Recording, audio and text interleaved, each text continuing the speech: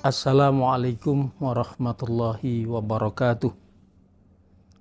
Alhamdulillahilladzi khalaqal arda was samawati wal ula walladzi khalaqal mauta wal hayata liyabluwakum ayyukum ahsanu amala walladzi ahsana kulla syai'in tsumma huda.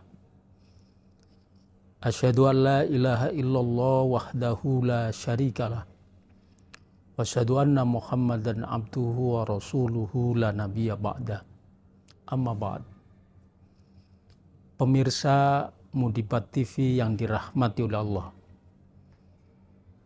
Setiap kebaikan yang dihadirkan Allah di muka bumi pasti banyak manfaat dan kebaikan bagi manusia. Tetapi tidak semuanya kebaikan yang dihadirkan oleh Allah di muka bumi ini diterima oleh manusia. Maka benar kata Allah dalam surat Fatir ayat 32. A'udzubillahi minasyaitonirrajim. Bismillahirrahmanirrahim.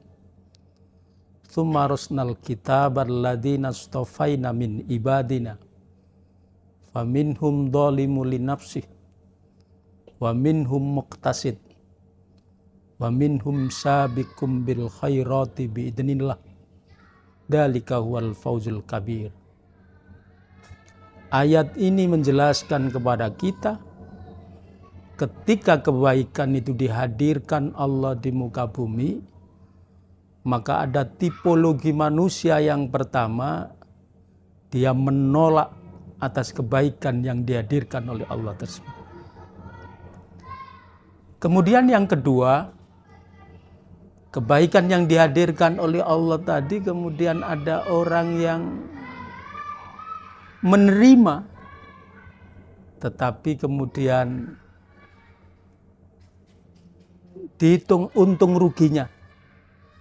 Apakah bisa menguntungkan bagi dirinya? Jika menguntungkan, maka kebaikan itu mereka tunaikan.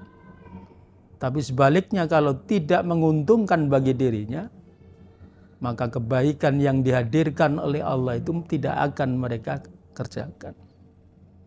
Dan tipologi yang ketiga, mudah-mudahan kita termasuk tipologi yang ketiga. Aminhum sabiqum bil khairati biidznillah. Ketika kebaikan dihadirkan oleh Allah di muka bumi, kemudian mereka bergengkap gita untuk menunaikan kebaikan-kebaikan itu. Maka layak disandangkan bagi mereka ketika kebaikan itu dilakukan, maka tidak ada lain yang mereka lakukan kecuali orang-orang yang beriman. Sebagaimana Allah nyatakan dalam Al-Quran surat Al-Baqarah ayat 183. Bismillahirrahmanirrahim.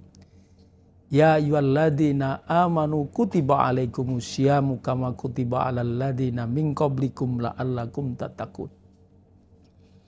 Ayat ini menjelaskan kepada kita, justru orang yang berimanlah yang akan senang menerima kebaikan datangnya dari Allah Subhanahu wa Ta'ala. Dan mudah-mudahan kita diberikan oleh Allah kekuatan sehingga kebaikan yang dihadirkan oleh Allah tersebut bisa kita tunaikan dengan sebaik-baiknya. Hanya orang yang berimanlah yang akan mengambil manfaat yang diberikan oleh Allah Subhanahu wa Ta'ala. Mudibat TV rahimakumullah.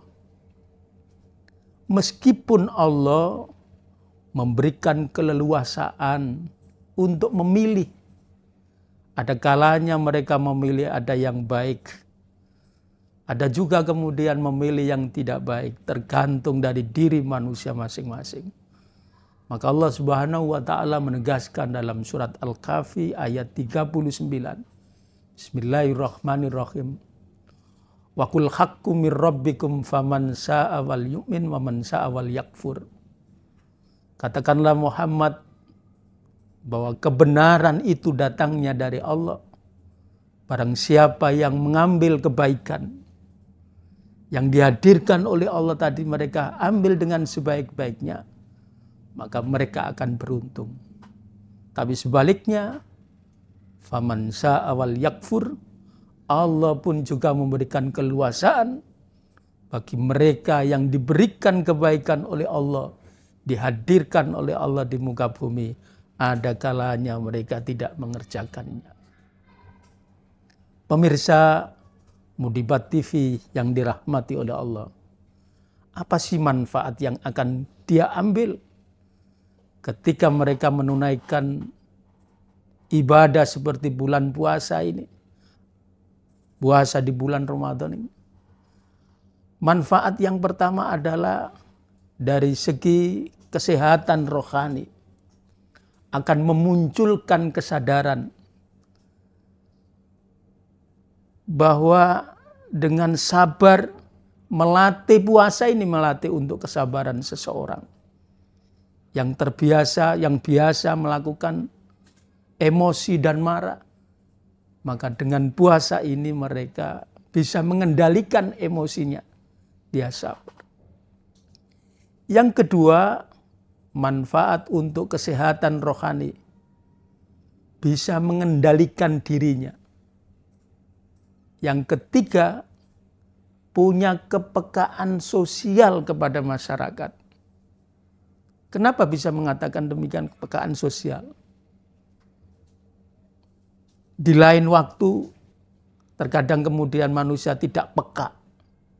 Banyak saudara-saudara kita yang tidak bisa menikmati makan setiap hari. Dengan kita berpuasa, mungkin bisa dirasakan seperti mereka yang tidak berpuasa, atau mereka tidak kekurangan ekonominya. Ternyata tidak bisa makan itu juga sakit. Maka kita dilatih dengan berpuasa ini, melatih diri kita untuk bisa mengendalikan emosi kita, bisa mengupayakan kesadaran kita, kesabaran kita, dan kemudian ketiga, bisa memberikan banyak manfaat tentang kepekaan sosial, kesadaran sosial, berbagi antar sesama.